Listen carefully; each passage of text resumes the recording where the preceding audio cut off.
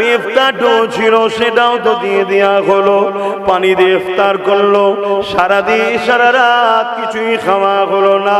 আবার সেহরির ওয়াক্ত এসে গেল, কেন মান্যতে 3টে রোজা রাখা নিয়ত করেছিল। দ্বিতীয় দিন আবার সেহরিতে পানি খেয়ে নেয়, আবার পানি খেয়ে নেবার পর আবার সারাদিনে এমন করে মওলার ইশরে খোদা কাজে বেরিয়ে যায়। কাজের তালাশ করে করে করে করে একটা কাজ পেল, সেই কাজ করে সামান্য কিছু অর্থ হয়েছে। আবার সেই সামান্য অর্থ থেকে জবের আটা আর রুটি আর খেজুর কিনে নিয়ে এসেছে। নিয়ে এসে আবার প্রথম দিনের মতো ইফতারের থালে রেখেছে, পাত্রে রেখে আজানের অপেক্ষায় রয়েছে।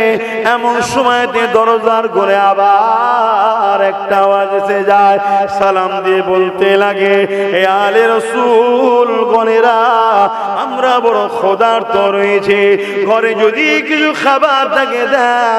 আলে রাসূলের দরবার থেকে কেউ ফিরে কখনো যায় না। এই যখন কথাটা বলেছে, প্রথম দিনেতে খাতুনে জান্নাত খাবারটা মওলা আলীর হাতে দিয়েছিল। সন্তান দেখবেন মাকে বেশি ফলো করে, এই সন্তান ভালো হওয়ার পিছনে বাপের থেকে মায়ের অবদান বেশি, আর সন্তান খারাপ হওয়ার পিছনে বাপের থেকে মায়ের অবদানটা বেশি। কেন সন্তান সব থেকে বেশি সময় সে তার মাকে পায়, মাকে পায়। বাপ তো বাইরে বাইরে কাজে চলে যায়। এই মায়ের খসনত যদি ভালো হয় সন্তানও ভালো হবে, মা যদি খারাপ হয় সন্তানও খারাপ হয়ে যাবে। এই জন্য মওলা আলী খাতুনে জান্নাত প্রথম দিনে যখন ইফতারটা তুলে দিল, এই দ্বিতীয় দিনে যখন মুসাফিরটা দেখেছে, বড় ভাই হযরত ইমামে হাসান রাদিয়াল্লাহু তাআলা তিনি উঠে দাঁড়িয়ে বললেন, ইফতারটাকে নিলেন, সম্পূর্ণ নিলেন। কেন সামান্য ইফতার সম্পূর্ণ নিয়ে ওই মুসাফিরকে দিয়ে দিলে। দ্বিতীয় দিনও পানি দিয়ে ইফতারি করলে। আমার রাসূলুল্লাহর কলিজার টুকরি ফাতেমা জাহরা রাদিয়াল্লাহু তাআলা আনহার একটা ছোট্ট কথা বলি। কি গো বলি, একটা ছোট্ট কথা, ঘাড় ইশারা করলে হবে না, আল্লাহ জবান কিছু জবানে কথা বলতে হবে। বলি, হযরত ইমামে হাসান হুসাইন দুই ভাই অসুস্থ হয়েছে, বিমারে পড়েছে। হযরতে ফাতেমা জাহরা রাদিয়াল্লাহু তাআলা আনহা নিয়ত করেছে, মান্নতের নিয়ত, আল্লাহ সুস্থ করে দেন বাচ্চা দুটোকে, আমি আপনার খুশিতে 3টে রোজা রাখবো। কটা রোজা? আল্লাহর হুকুম সুস্থ হয়ে গেল। হযরতে খাতুনে জান্নাত ফাতেমা হুজুর রোজা রাখার নিয়ত করলেন, রোজা রাখার নিয়ত করলেন। কিন্তু স্বামীকে জিজ্ঞেস করলেন, স্বামীকে জিজ্ঞেস করলেন যে আমি এরকম মান্নত করেছিলাম আমি রোজা রাখবো। হযরতে মাওলা আলীকে জিজ্ঞেস করছেন, মাওলা আলী বললেন চলো আমি রাখবো।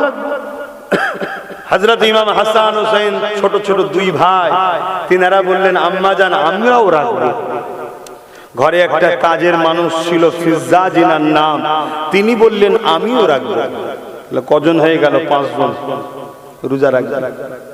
সেহরির সময় হয়েছে, কি খাবে? ঘরে কিছু মন দিয়ে শোনেন, দোনো জাহানের সুলতানের বেটির ঘরের কথা বলছি, যার জন্য আল্লাহ চাঁদ বানিয়েছে, সূর্য বানিয়েছে, কায়নাতকে বানিয়েছে, সেই রাসূলুল্লাহর ঘরের কথা বলছি। পানি খেয়ে সেহরি করছে, সারাদিন রোজা রেখে আছে। হযরতে মাওলা আলী কাজের তালাশে বেরিয়ে গেলেন। আল্লাহ পাক একটা কাজ মিলালো, খেজুর গাছের গোড়ায় পানি দেওয়া। ওই কাজ করে কিছু অর্থ পেলেন।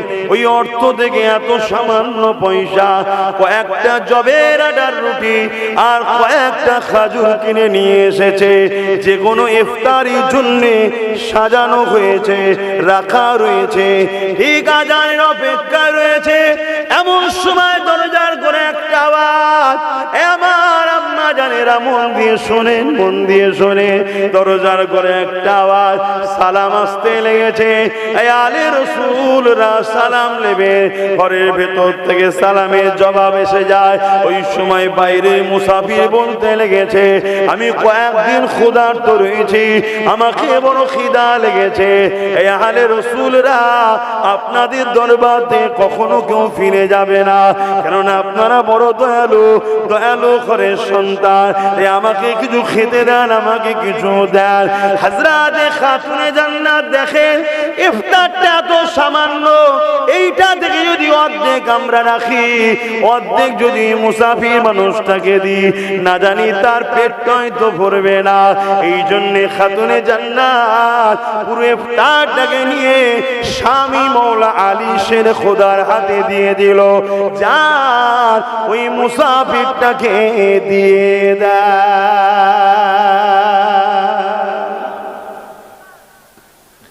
একবার হাসান হোসেনও বলল না, আম্মা রোজা রেখেছি, আমাদের জন্য একটু রাখেন।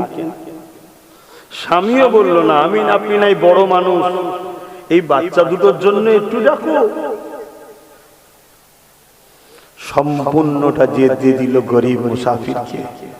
আহা, আদর্শ দেখলে শিক্ষা কোথায় পেয়েছে? রাসূলুল্লাহ থেকে। গরিবকে খাওয়াও।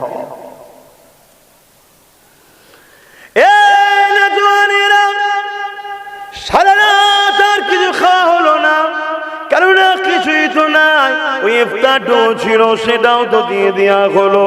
পানি দিয়ে ইফতার করলো, সারাদিন সারা রাত কিছুই খাওয়া হলো না।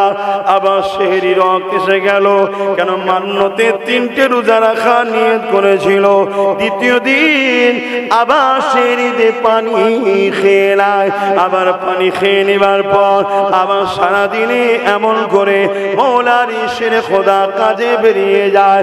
কাজে তালাশ করে করে করে করে একটা কাজ পেল, সেই কাজ করে সামান্য কিছু অর্থ হয়েছে। আবার সেই সামান্য অর্থ থেকে জবের আটা আর রুটি আর খেজুর কিনে নিয়ে এসেছে। নিয়ে এসে আবার প্রথম দিনের মতো ইফতারের থালে রেখেছে, পাত্রে রেখে আজানের অপেক্ষায় রয়েছে। এমন সময়তে দরজার ঘরে আবার একটা আওয়াজ এসে যায়। সালাম দিয়ে বলতে লাগে, হে আলে রাসূল গণেরা, আমরা বড় ক্ষুধার্ত রয়েছে, ঘরে যদি কিছু খাবার থাকে দেন। আলে রাসূলের দরবার থেকে কেউ ফিরে কখনো যায় না।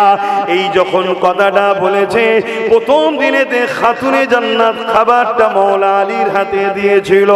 সন্তান দেখবেন মাকে বেশি ফলো করে, এই সন্তান ভালো হওয়ার পিছনে বাপের থেকেও মায়ের অবদান বেশি, আর সন্তান খারাপ হওয়ার পিছনে বাপের থেকে মায়ের অবদানটা বেশি।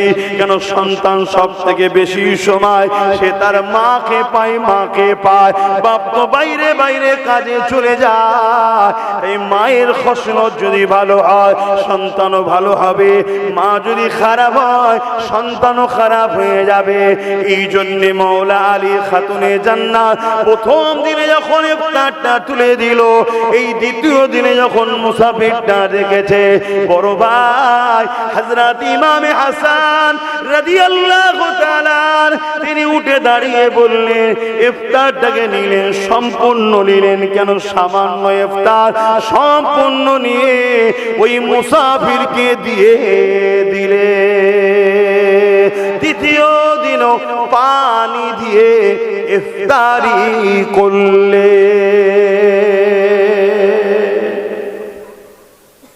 আপনার সুজাপুর, মুথাবাড়ি, মালদায় এরকম কেউ আছে? এরকম সংসার? উনি তো দোনোজাহানের বাদশার। কেন এরকম অবস্থা? যাতে করে দুনিয়ার মায়ের জাতের কোনোদিন খাবার অভাব হলে যেন মনে করে না, আমি যার সঙ্গে জান্নাত যাব, আমাদের জান্নাতি রানীদের, নারীদের সর্দারিনী খাতুনে জান্নাত দেখো কত কষ্ট করেছে। আমার না একবেলা ডাল ভাত হয়েছে, কি হয়েছে, আমি হারামের টাকা নিতে যাব না। শুনছেন তো, আমি এই বেপর্দা হয়ে নিতে যাব না। ওই শয়তানি টাকা, মদ বিক্রি করার টাকা, মসজিদ মাদ্রাসা বিক্রি করার টাকা, ওয়াকাফকে বিক্রি করে দেওয়ার টাকা, ওই টাকা আমি নিতে যাব না। এই জোশটা, এই সবরটা আসবে না আসবে না? এজন্যই তো আল্লাহ তাদেরকে আমাদের জন্য মডেল করেছে, আমরা তাদেরকে ফলো করব। এখন সব অর্ধেক উলঙ্গ মেয়ে, অর্ধেক উলঙ্গ, সভ্যতার নাক কান কেটে আমাদের কাছে চলে এলে আমাদের ছেলে মেয়েরা বা তাকে দেখার জন্য যায়। চল রে, বিরাট শুনছি নাকি এসছে, যায়। সে একটু মিষ্টি মিষ্টি কথা বললো, একটু নাচ টাচ দেখিয়ে দিল, একটু কিছু কথা বললো, আমাদের সব ছেলেরা ফেসে গেল।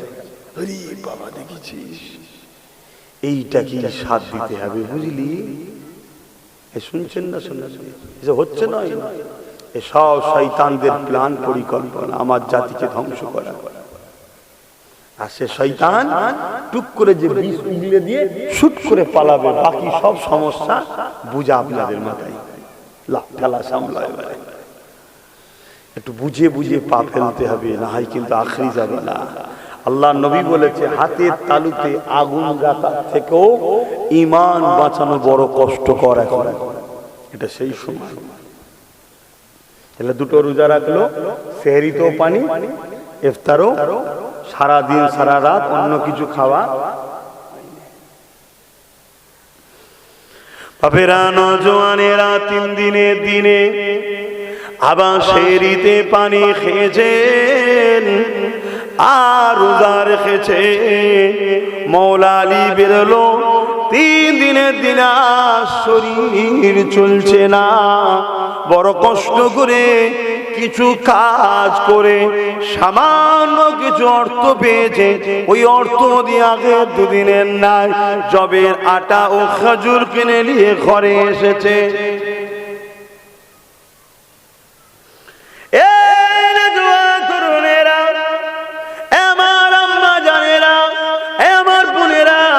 আজ মরলে কাল তো কবরে, ওই কবরটা যদি তোমার জান্নাতের বাগান না হয়ে জাহান্নামের যদি একটা গর্ত হয়ে যায়, কত ভয়ানক হবে।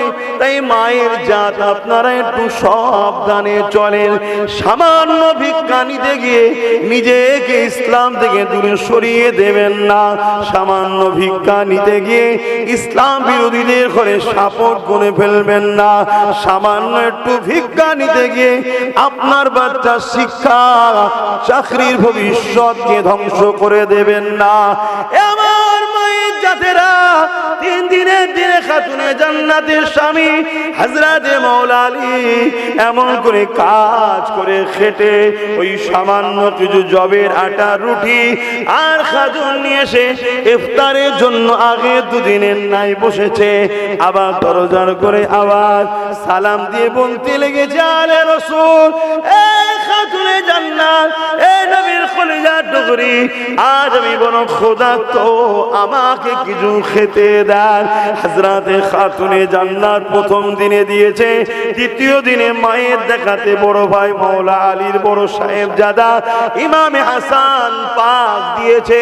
3 দিনের দিনে ইমামে হাসান পাকের ছোট ভাই মাওলা আলী খাতুনে জান্নাতের ছোট সাহেবজাদা, আর এই জান্নাতি যুবকদের সরদার, উম্মতদেরকে বাঁচাবার জন্য যিনি কারবালায় শহীদ হয়ে গেলেন, ইমামে হোসেন পাক এমন করে ওই ইফতারটাকে নিয়ে গিয়ে ওই বাইরের মুসাফিরকে দিয়ে দিলেন, আর নিজেরা পানি দিয়ে ইফতারি করলে। একটু জোরে বলুন না সুবহানাল্লাহ, আরো জোরে বলুন সুবহানাল্লাহ। নারে দিবে, নারে দিবে আহলে রাসূলগণ, ইমামে হাসান হুসাইন পাক, নারে দিবে। তারা তো আমাদের মডেল, আমাদের তো তাদেরকে ফলো করব। আজকে তাদেরকে ছেড়ে দিয়ে আমরা কাদের পিছনে ছুটছি?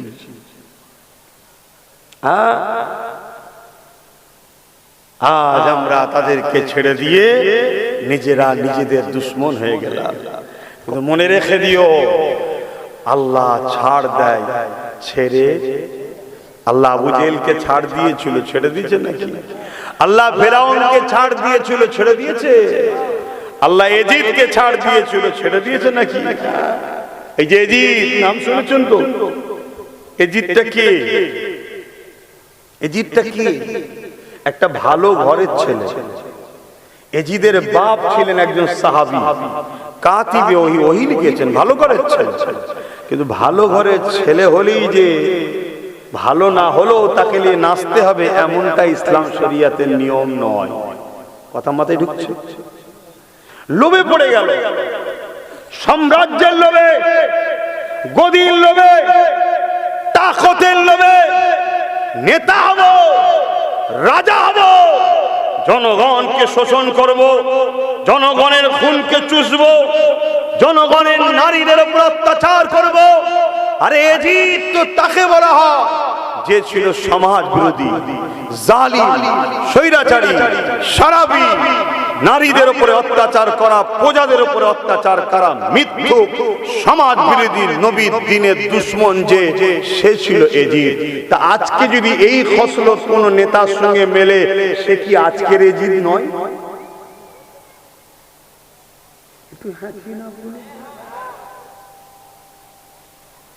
আমরা অনেকে মনে করি কারবালা শুধু ইমাম হোসেন পাক করেছে।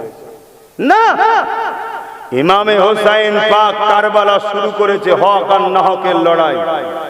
ইমাম হোসেন পাক দেখিয়ে দিয়েছে গর্দান দেওয়া পছন্দ করি, অন্যায়কে হাত মিলাতে পছন্দ করি না। তখন বায়াত সিস্টেম ছিল, সাপোর্ট, এখন সুইচ সিস্টেম। তখন কি ছিল? বায়াত সিস্টেম, মানে কারোর হাতে হাত দিয়ে মানে তাকে আমি সাপোর্ট করলাম। শুনছেন তো নাকি? আর এখন কি? Switch system. নামটা চেঞ্জ হয়েছে রে বাবা, সিস্টেম একই রয়ে গেছে। ইমামে হোসেন পাককে জিজ্ঞাসা করা হয়েছে, হুজুর আপনাকে দুটো জায়গা দেবে বলছে, মক্কা মদিনার রাজত্ব আপনাকে দিয়ে দেবে বলছে। ইমামে হোসেন পাক বলছে, কুল কায়নাত তো আমার নানার রে, আমাকে আবার কে দেবে? আল্লাহ তো আমাকে জান্নাতি যুবকদের সরদার করেছে। জোরে বলুন সুবহানাল্লাহ।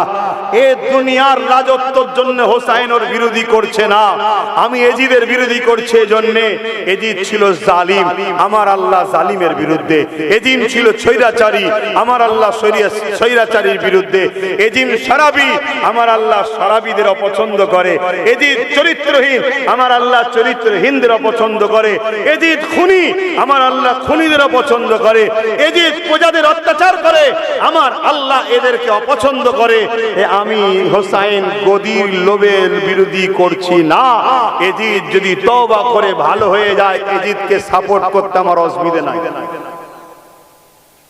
আজকের মাওলানা, আজকের মুফতি, আজকের বক্তা, আজকের হুজুর, তুমি যদি আজকের জালিমকে সাথ দাও, আজকের খুনিকে সাথ দাও, আজকের চরিত্রহীনকে সাথ দাও, আজকের সমাজ বিরোধীকে সাথ দাও, আজকের জালিমকে সাথ দাও, তাহলে তুমি কিসের হোসাইনি? আর মনে রেখে দেবেন, বড় পাওয়ারের সাথে বলে যাচ্ছি, কোন বাপের বেটা নেই হোসাইনের বিনা ইজাজতে জান্নাতে থাকতে পারবে। কেন? হোসাইনকে পাওয়ার আল্লাহ দিয়েছে, যাও তুমি জান্নাতি যুবকদের সর্দার। তা যে জায়গা সর্দার যিনি, তিনি ছাড়া, তিনার হুকুম ছাড়া জান্নাত ঢুকে যাবেন নাকি? এই কথা মাথায় ঢুকছেন? আর এই হোসাইন পাককে পাওয়ারটা দিচ্ছে কে? আল্লাহ দিচ্ছে। কেন দিচ্ছে? আল্লাহ তাকে ভালোবাসে, আল্লাহ তাকে ভালোবাসে। ধরুন একটা ঘর বানিয়েছেন আপনি, আমাকে দিয়ে দিয়েছেন ঘরটা, ভালোবাসেন, হুজুরকে গিফট করলাম। ওই ঘরে আমার বিনা হুকুমে কেউ থাকতে পারবে? এখনো বুঝুন। জালিম, অত্যাচারী, বদমাইশ, চরিত্রহীন, ফ্যাসিস্ট, জুলুম যারা করে তাদেরকে আজকের এজিদ বলা হয়, তাই তো নাকি গো?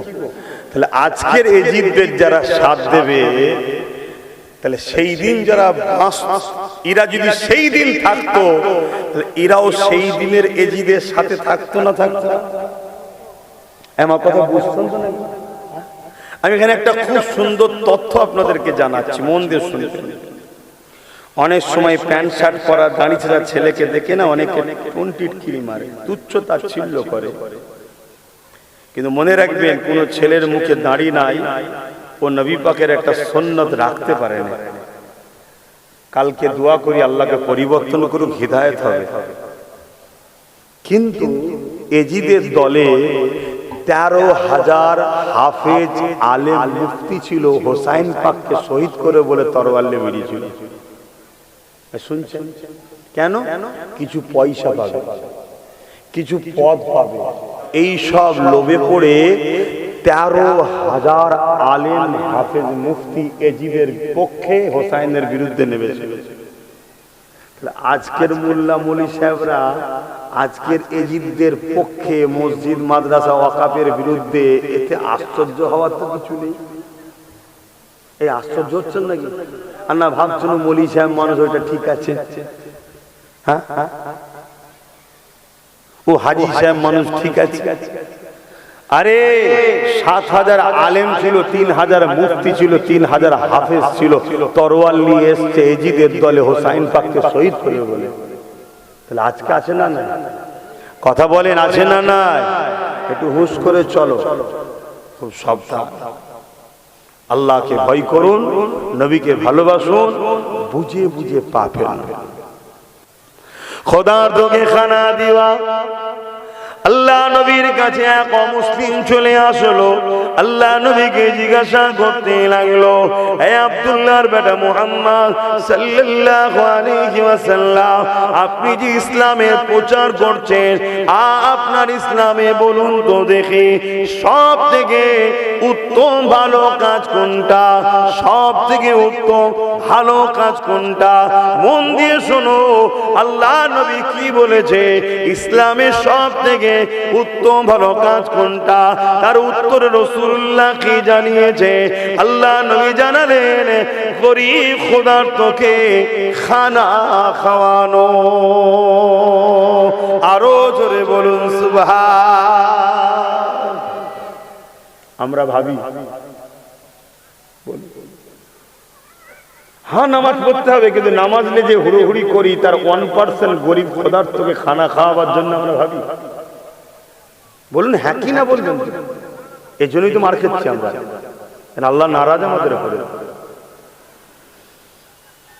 তাহলে গরিব ক্ষুধার্তকে খানা খাওয়ানো ইসলামের সব থেকে ভালো কাজ। ওই অমুসলিম জিজ্ঞেস করছে, সে মুসলমান না অমুসলিম? না কাকে খাওয়ানো? মুসলিম গরিব না অমুসলিম গরিব? আল্লাহ নবী বললেন, আমি এখানে মানুষের কথা বলেছি, আরবিতে নাস বলে, মানুষের কথা বলেছি, আমি তো কোনো ধর্মের কথা বলিনি। তাহলে একটা হিন্দু যদি গরিব ক্ষুধার্ত হয়, তাকে যদি আপনি খানা খাওয়ান, ইসলামের সব থেকে ভালো কাজ আপনি করলেন। জোরে বলুন সুবহানাল্লাহ। এর নাম ইসলাম।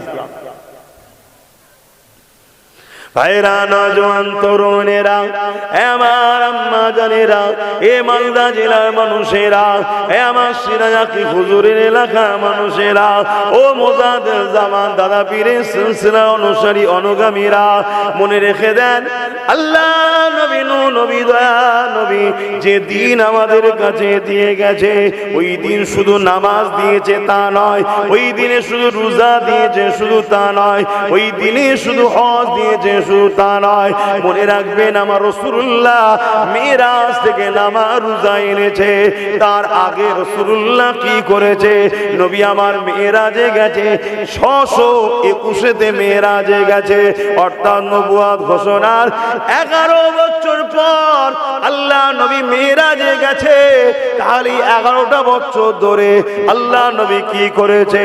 এই 11টা বছর ধরে জালিম অত্যাচারী স্বৈরাচারী ও খুনি দারিন্দাদের বিরুদ্ধে আল্লাহ নবী সংগ্রাম করেছে, মানুষকে ইনসাফ দিয়েছে, ক্ষুধার্ত মানুষের খাবার ব্যবস্থা করেছে, অসহায়কে আশ্রয় দিয়েছে, মনুষ্যত্বকে এই জমিনের উপরে কৃতদাস প্রথা চালু করে দিয়েছিল মানুষেরা, জালিম অত্যাচারীরা। আল্লাহ নবী কৃতদাস প্রথাকে ভেঙে দিয়ে মানুষ জাতিকে জালিম অত্যাচারী শাসকদের হাত থেকে আজাদ করে দিয়েছে। এ নওজওয়ানেরা, আল্লাহ নবী রাখলেন আখলাক দেখে, আল্লাহ নবীর ব্যবহার দেখে, আল্লাহ নবীর উদারতা দেখে, আল্লাহ নবীর আদর্শ দেখে, আল্লাহ নবীর মানব বন্ধন দেখে যাদের জন্য রাসূলুল্লাহ লড়েছিল তারা কেউ এক আল্লাহ মাননেওয়ালা ছিল না, তারা কেউ সিজদা দেনেওয়ালা ছিল না, তারা কেউ এক রবের অনুসারী ছিল না। কিন্তু আমার রাসূলুল্লাহর ইনসাফ দেখে, আমার নবী পাকের মানব বন্ধন দেখে, আমার নবী পাকের মনুষ্যত্ব দেখে, আমার নবী পাকের ভালোবাসা দেখে তারা দলে দলে দলে দলে আমার নবীকে রাসূলুল্লাহ নবী মেনে, আল্লাহকে আল্লাহ মেনে ঈমানের কলেমা পড়ে নিয়েছে। আরো জোরে বলুন সুবহান। নবী পাকের এই 11 বছরের জিন্দেগিটা আমাদের মধ্যে কই বলে? মেরাজ থেকে তো নামাজ এসেছে, মেরাজ থেকে তো রোজা এসেছে, মসজিদ তো একটার জায়গায় 10টা পাকা পাকা হয়ে গেছে। করুন, আমি বিরোধী নয়, আল্লাহর ঘর করবেন, খুশির কথা।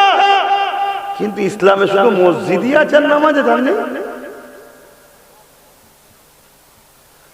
আজ আল্লাহর সৃষ্টির উপরে আমরা দয়া করি না, তাই আল্লাহ আমাদের উপরও দয়া করছেন। আর আল্লাহ তো উম্মতে মুহাম্মাদি আমাদেরকে খায়রুল উম্মাহ করেছে। আল্লাহ কোরআন পাকের মধ্যে জানাচ্ছে, কুনতুম খায়রা উম্মাতিন উখরিজাত লিন-নাস তা'মুরুনা বিল মা'রুফ ওয়া তানহাউনা আনিল মুনকার। আমরা হলাম শ্রেষ্ঠ উম্মত। কারণ কি?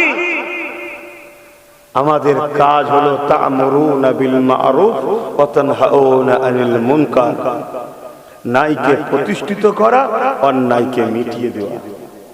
কিন্তু আমরা কি করছি? ন্যায়কে মিটিয়ে দাও, অন্যায়কে প্রতিষ্ঠিত করো। আল্লাহ নবী এমনও বলেছেন, বাবারা তোমরা নারীগুলোকে অবহেলা করো না, নারী সন্তানগুলোকে জ্যান্ত পুঁতে দিও না। ওই সময় মক্কা থেকে শুরু করে তাম পৃথিবী জুড়ে নারীদের উপরে এত অত্যাচার জুলুম হতো, তাদের ধারণা ছিল নারী হলো অশুভ, নারীদের বাঁচার কোনো অধিকার নাই, নারীর বাবার মাথা হ্যাট হয়ে থাকবে।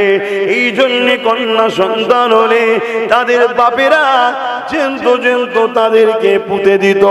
আল্লাহ নবী জানিয়ে দিলে, না না না, যিনি পুত্র সন্তান পাঠিয়েছে তিনি তো কন্যা সন্তান পাঠিয়েছে। এই নারীদেরকে অবহেলা করো না গো, এই নারীদেরকে জ্যান্ত পুঁতে দিও না গো। আমি রাসূলুল্লাহ জানিয়ে দিই, কারো ঘরে যদি দুটো কন্যা সন্তান হয়, ওই দুই কন্যার বাবা যদি ওই কন্যা দুটোকে লালন পালন করে পড়াশোনা করিয়ে বড় করে বিবাহ দিয়ে দেয়, আমি রাসূলুল্লাহ ওই দুই কন্যার বাবাকে শাফাআত করে জান্নাতে নিয়ে যাব। আরো জোরে বলুন সুবহানাল্লাহ। তাহলে যারা এক আল্লাহ মানত না সেই সময় জালিম অত্যাচারী ছিল, তারাই তো কন্যাদের জ্যান্ত মুক্ত। রাসূল তাদের বাচ্চাদের জন্য বুঝাচ্ছে।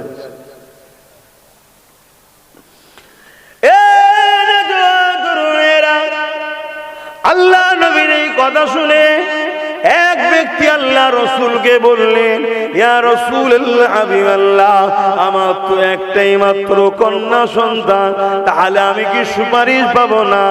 আপনি বললেন দুটো কন্যা সন্তান হলে।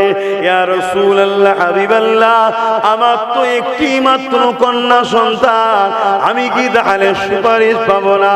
আল্লাহ নবী বললেন, তুমি যদি ওই কন্যা সন্তানটাকে স্নেহ দিয়ে, মায়া দিয়ে, মমতা দিয়ে, ভালোবাসা দিয়ে তার অভিভাবক বাপ হয়ে তাকে লালন পালন করে বড় করে তার যদি বিবাহটা দিয়ে দিতে পারো, আমি রাসূলুল্লাহ জানিয়ে দিই তোমাকে শাফাআত করে জান্নাতে নিয়ে যাব।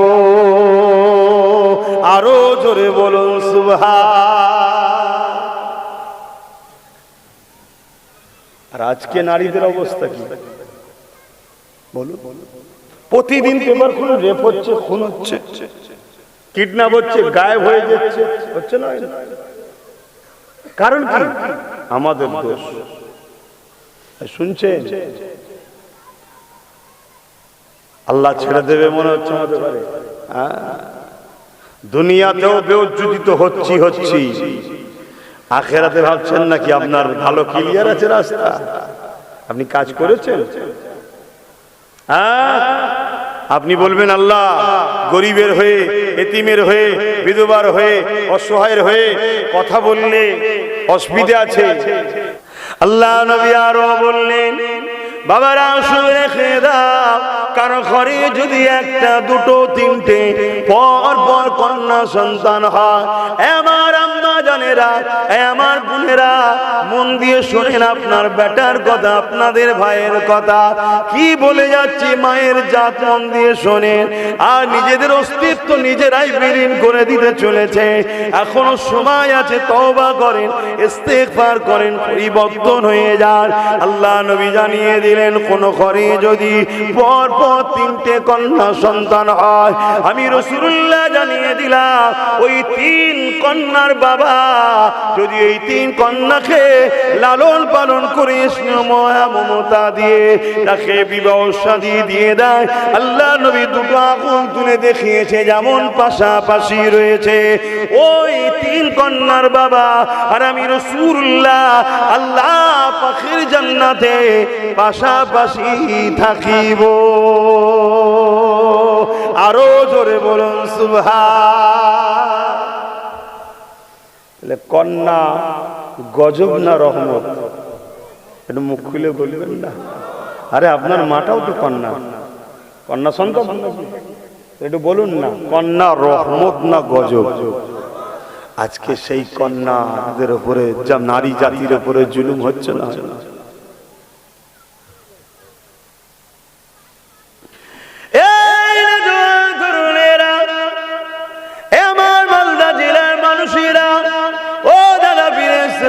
অনুসারী অনুগামীরা, বাবারা শুনে রেখে দেন, এ দুনিয়া আমাদের জন্য একটা পরীক্ষা জায়গা। আল্লাহ পাক পরীক্ষা নেবে। মনে রাখবেন, জুলুম করা যেমন পাপ, জালিমকে সাপোর্ট করাটাও পাপ। জুলুম করলে যেমন ক্ষতি, জালিমকে সাপোর্ট করলো সেরকম ক্ষতি। মনে রাখবেন, কিয়ামতের দিনে আল্লাহ পাক এমনও প্রচুর লোককে জাহান্নামে দেবে, যাদের নামাজ ছিল, দাড়ি ছিল, টুপি ছিল, হজ ছিল, দান খায়রাত সবই ছিল, তারপরও তারা জাহান্নামে যাচ্ছে। কেন জাহান্নামে যাবে? তাদেরকে আল্লাহ পাক বলতে লাগবে, তোমরা দুনিয়ার জমিনে নামাজ পড়ছো ঠিকই কথা, রোজা রেখেছো ঠিকই কথা, হজ করেছো ঠিকই কথা, কিন্তু জালিম অত্যাচারীদেরকে সাথ তোমরা দিয়েছিলে। জুলুমের বিরুদ্ধে আমি আল্লাহ ছিলাম, তোমরা জুলুমের পক্ষে নিয়েছো, তার মানে তোমরা আমি আল্লাহ আমার বিরোধী দলে দাঁড়িয়ে গেছো। তাই আমি আল্লাহ তোমার নামাজ, তোমার রোজা, তোমার দাড়ি, তোমার টুপি, তোমার হজ এগুলোকে কবুল করলাম না।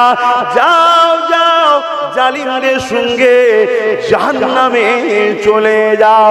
এই নামাজ যেমন পড়তে হবে, মনে রাখবেন জালিমদের কাতারে যেন না থাকা হয়।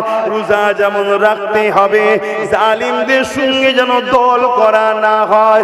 হজ যেমন করতে হবে, অপরদিকে অত্যাচারে খুনি, মিথ্যুক দারিন্দা যারা সমাজ বিরোধী, তাদের সঙ্গে যেন ঐক্য একতা দল যেন না হয়। তাহলে মনে রাখবে, যদি এর উল্টো করে ফেলে, তাহলে আপনার নামাজ, রোজা, দাড়ি, টুপি, দুনিয়াদার বলবে ভারী নামাজি, ভারী রোজাদার, আরে কত সুন্দর হজ করতে যায় প্রতি বছরে, কিন্তু আল্লাহ নবী জানাচ্ছে কিয়ামতের দিন তার রেহাই হবে না।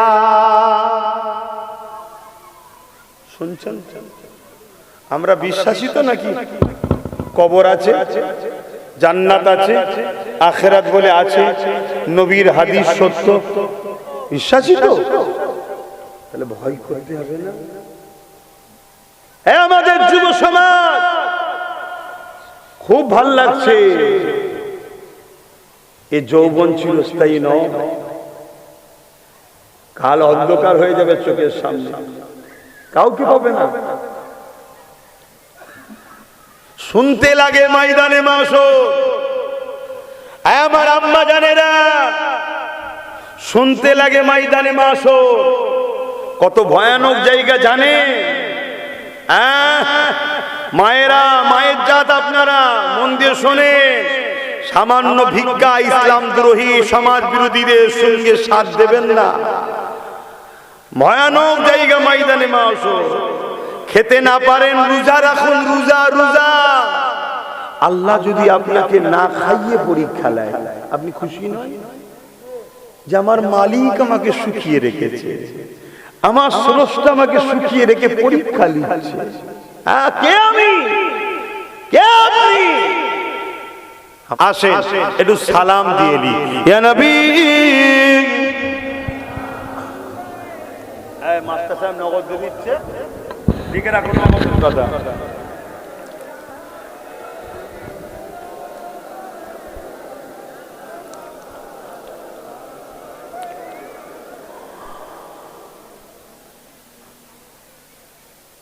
طلع البدر علينا من شنيات الوداع وجب الشكر علينا ما دعا لله أحداي يا نبي سلام يا رسول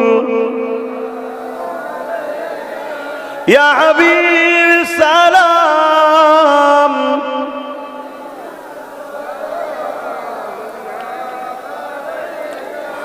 يا نبي नामो ओ प्यारा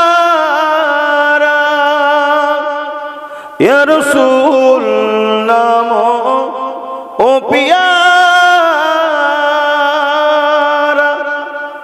अर्श पर हक ने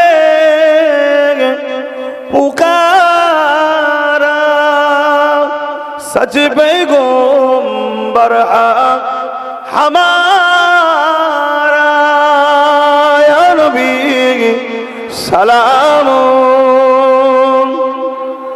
या रसूल सलाम या हबीब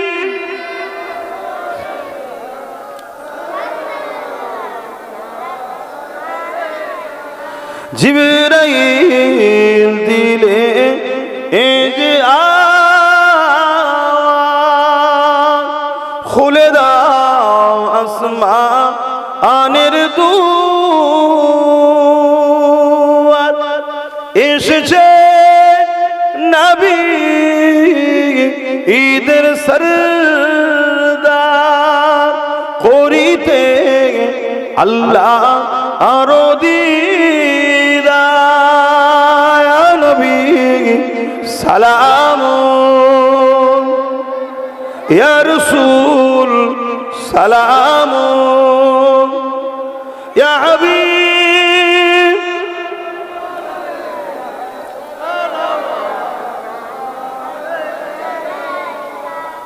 দোয়া করব বসুন এক্ষুনি ছেড়ে দেব সকলে গায়ে গায়ে বসুন বালাগাল উলা বিকামালিহি কাসাবাত তুজা বিজামালিহি حسنت جميع قصاله صلوا عليه وآله اللهم صل على